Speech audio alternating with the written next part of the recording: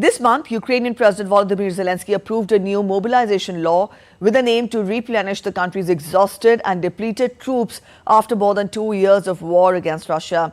But because Ukrainian soldiers are vastly outnumbered by Russian forces on the front lines, it is looking like those who have been fighting since the start of the conflict will have to remain on the battlefield.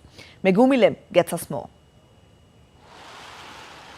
Military recruitment ads have become ubiquitous in Ukraine.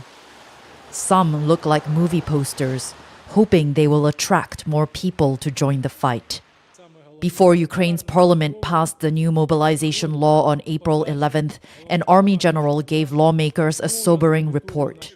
Ukraine's troops were outnumbered 7 to 10 times on the eastern front lines. I ask you, pass this law. We need it badly. We need it very much. Our defences are on their last breath. The decision to pass the final bill was not an easy one. More than 4,000 amendments were made during months of debate.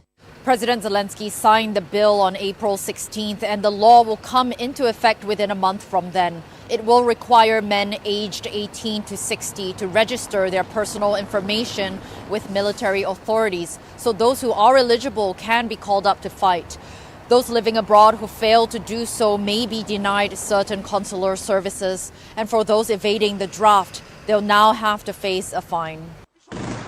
For many, the hope was that the mobilization law would also include provisions to demobilize soldiers who have been fighting since the start of the full-scale invasion. But with Ukrainian troops outmanned and outgunned on the battlefield, service limits were dropped completely. Now almost everyone has an acquaintance, a friend or a relative who's on the front lines, and everyone knows that most of the people who are there now have been there for too long, without rest, without vacations, without anything.